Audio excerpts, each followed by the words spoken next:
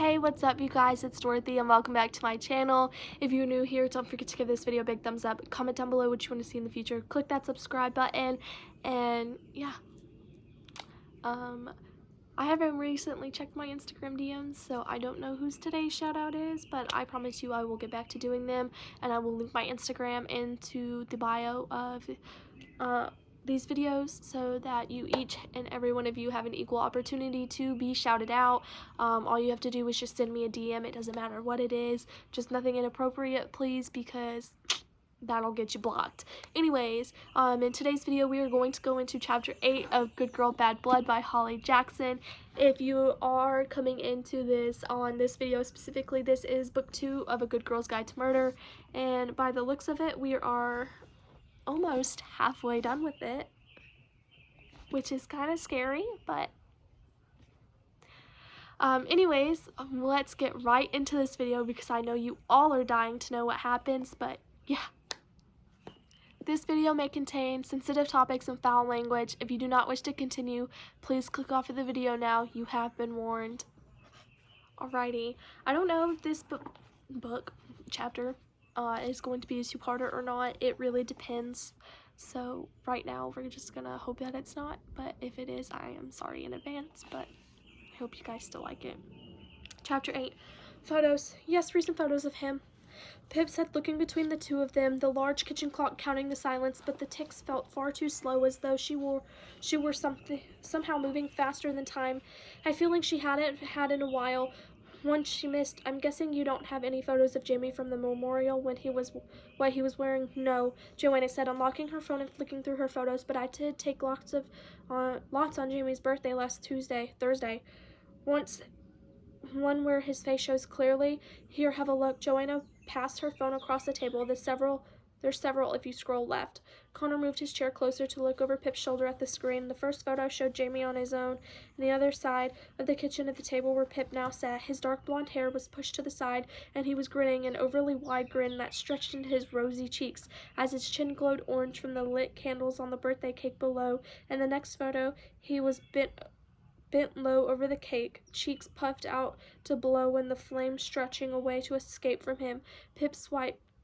Now Jamie was looking down at the cake, a long gray knife in his hand with a red plastic band. Between the handle and the blade, he was sticking the point of the knife into the center of the cake, parting the creamy white frosting. Next photo, and the first slice was cut. Jamie looking up, smiling directly at the camera. Then the cake was gone, replaced by a present in Jamie's hands, the silver-spotted wrapping paper half ripped off. Oh yeah, Connor snorted. Jamie's face when he realized Dad bought him a Fitbit for his birthday. It was true. Jamie's smile did seem tighter, more straightened here. Pip swiped again, but next was a video that started to play as her thumb brushed against it. Connor was in the frame now, the two brothers together, Jamie's arm draped across Connor's shoulders. The frame was swaying slightly, rustling sounds of breathing behind it. Smile, boys, Joanna was saying through the phone. We are, Jamie mumbled, trying not to ruin his smile for the photo. What's it doing? Joanna's voice asked. For God's sake, Connor said, she accidentally taking a damn video again, aren't you? Oh, Mom, Jamie laughed again. I'm not, Joanna's voice insisted. I didn't press that. It's the stupid phone. Always the phone's fault, isn't it? Jamie and Connor looked at each other, their laughs spiking into high-pitched giggles as Joanna grew more insistent that she hadn't pressed that. Arthur's voice saying, let me see, Joe. Then Jamie tightened his arm around Connor's neck, bringing his little brother's head to his chest, where he messed up his hair with his other hand. Connor protesting through giggles. The frame dropped and the video ended. Sorry, Pip said, noticing how Connor had tensed in his chair and Joanna's were full as she dropped her great gaze to the floor. Can you please email me all of these, Connor, and any other recent photos? He coughed. Yep, will do. All right, Pip stood up, packing her laptop and microphones into her bag. Are you going? Asked Connor. One last thing to do before I go, she said. I need to search Jamie's room. Is that okay? Yes, of course, Joanna said, also standing up. Can we come too? Sure, Pip said, waiting for Connor to open the kitchen door and lead them upstairs. Have you already looked through it? Not really, Joanna said, following them up the stairs, tensing when she heard Arthur coughing in the living room. I went in there earlier and we first realized he was gone. I took a quick look to see if he had slept here last night and left early this morning, but no, the curtains were still open. Jamie's not the sort of person who has his curtains open in the morning or makes his bed. They paused outside the door to Jamie's darkened bedroom. which was ajar. Jamie's a little messy, she said gently. That's fine, Pip said, nodding for Connor to go ahead. He pushed open the door, the room full of dark shapes, until Connor flicked on the light. The shapes became an unmade bed, a cluttered desk under the window, and an open closet spewing clothes onto the floor. Piles like islands against a sea blue carpet. Messy was one word for it. Can I, yeah, do whatever you have to, right, Mom, said Connor. Right, Joanna said quietly, staring around the place from which her son was most missing. Pip made a beeline for the desk, stepping over it in between the small mountains of t-shirts and boxers. She ran her finger over the lid of the closed laptop in the middle of the desk, over the Iron Man sticker peeling at the edges. Gently, she opened the lid and clicked the on button. Do either of you know Jamie's password? She asked as the computer poured into life and the blue Windows login screen jumping up. Connor shrugged and Joanna shook her head. Pip bent down to type in password 1 into the box. Incorrect password. 1234567 incorrect password. What was your first cat called? Asked Pip. The ginger one. Peter Pan, said Connor. Pip tried it. Incorrect. She entered it in wrong 3 times and now the password hint popped up beneath it. In it, Jamie had written, "Get off my computer, Colin." Connor sniffed reading it. It's really important we get in, Pip said. Right now, this is our strongest link to Jamie and where he's been up and what he's been up to. My maiden name, Joanna said. Try Murphy. Incorrect password. Football team, asked Pip. Patriots. Incorrect. Even with numbers replacing some vowels and trying 1 and 2 at the end. Can you keep trying? Joanna asked. It won't lock you out. No, there's no limit on Windows, but guessing the exact password with the correct placement of numbers and capitals is going to be tricky.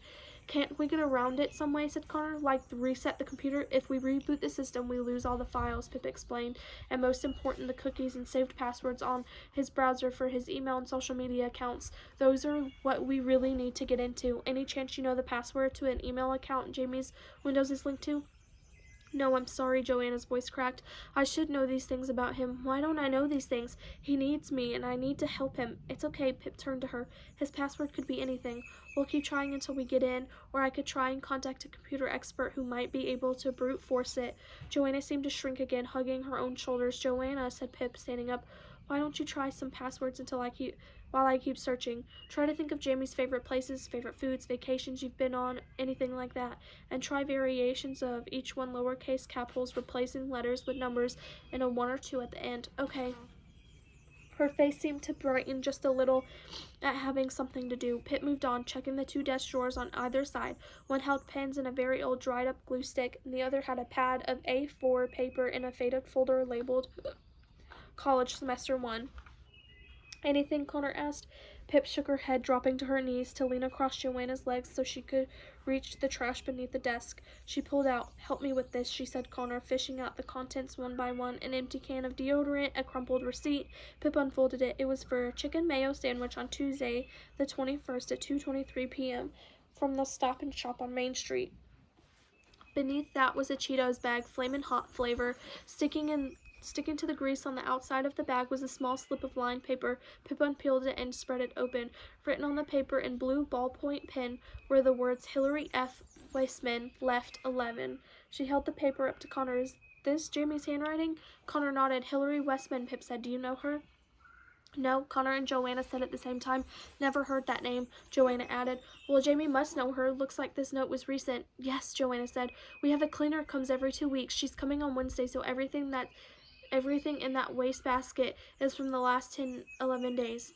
Let's look up this Hillary. She might know something about Jamie. Pip pulled out her phone. On the screen was a text from Connor. Ready for Stranger Things soon? Shit, Pip quickly fired back. I'm so sorry I can't tonight at Connor's house. Jamie's gone missing. I'll explain tomorrow.